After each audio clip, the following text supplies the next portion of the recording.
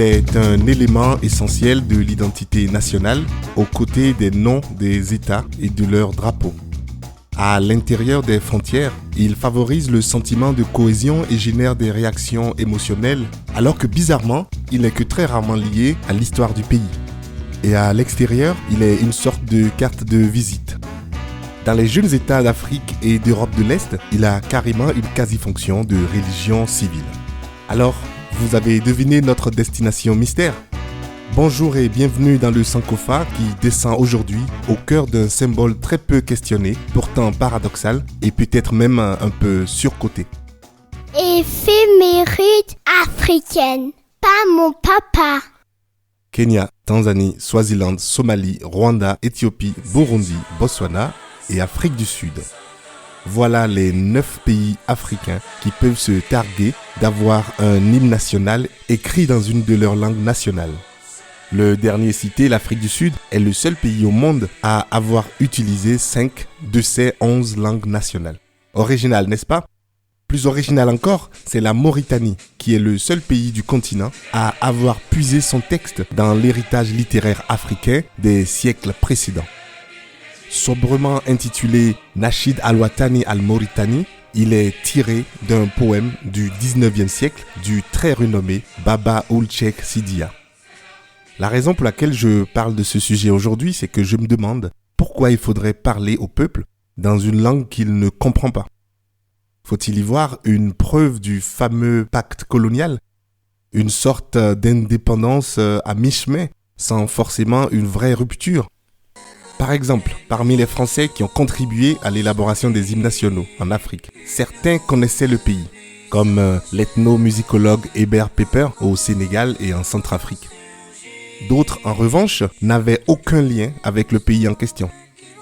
C'est le cas du Niger qui a organisé carrément un concours international pour trouver son hymne. Là, on aurait pu penser que l'enracinement dans le terroir serait un critère majeur de choix, mais pas trop, parce que c'est lors des fêtes de l'indépendance à Niamey où il a été convié sans aucune autre information que le français Nick Frionnet, auteur de tests notamment interprétés par Tino Rossi, découvre que sa version a été retenue. Il a dû se croire dans l'émission Sacrée Soirée. Après les surprises, voici les religieux. Le rôle joué par les hommes d'église fait figure de dénominateur commun dans nombre de pays africains. Comme à Madagascar, avec le pasteur Rajasson, en Haute-Volta, futur Burkina Faso, avec l'abbé Ouedraogo, en Côte d'Ivoire par les abbés Pango et Koti, au Tchad par le père jésuite Gidrol et ses élèves instituteurs de Fort Archambault, et enfin au Congo démocratique, un autre jésuite, le père Boka. Ces hymnes baptisés l'abidjanaise, la nigérienne, la congolaise, la zaïroise, la tchadienne, etc. sont confondants de mimétisme. La marseillaise française ayant servi de modèle jusque dans la construction de leur dénomination. La palme du cumul de mandats revient au Dahomey, futur Bénin, où la séparation entre le religieux et le politique devient même inexistante. Le père Gilbert Dayan, prêtre et député, rédige l'Aube Nouvelle et ouvre la voie, peut-être, à un mélange des deux genres, aujourd'hui à son apogée au Bénin et partout en Afrique. Dans le fameux registre bien connu en Afrique, Consommons local, saluons les efforts du Mali, de la Guinée et du Togo. Au Mali, c'est l'écrivain Seydou Badian, proche du premier président Modibo Keïta, qui écrit les paroles de « Pour toi l'Afrique » et « Pour toi Mali ». Il s'est associé pour l'occasion au griot et joueur de Ngoni Bazoumana Sissoko, figure respectée de la culture traditionnelle malienne.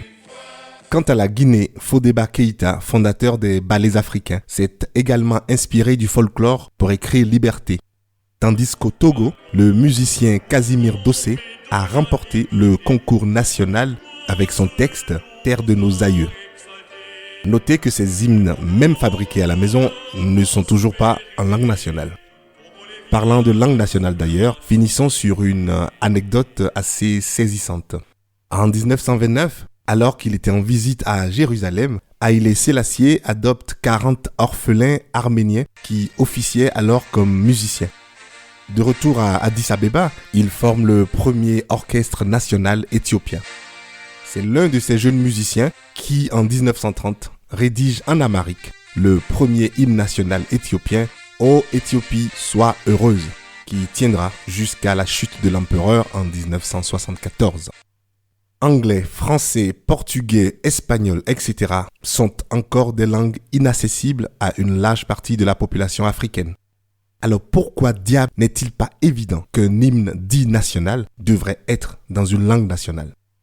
C'est en tout cas une preuve de plus, s'il en fallait, que cette décolonisation des esprits que réclame l'excellent écrivain kényan Ngugi wa Thiong'o n'est pas pour demain. Et ça, c'est plus que dommage. Mon cliché africain du jour, c'est le chanteur algérien Rachid Taha, dont le titre « Je suis africain » résume parfaitement mon idéal à moi d'un hymne panafricaniste. S'il y avait un concours pour rédiger un hymne panafricaniste, qu'auriez-vous écrit ? Dans quelle langue ? Dans combien de langues ? Quelle chanson auriez-vous choisi ? Je vous laisse plancher là-dessus et m'envoyer vos suggestions. Et d'ici à lundi, bonne réflexion.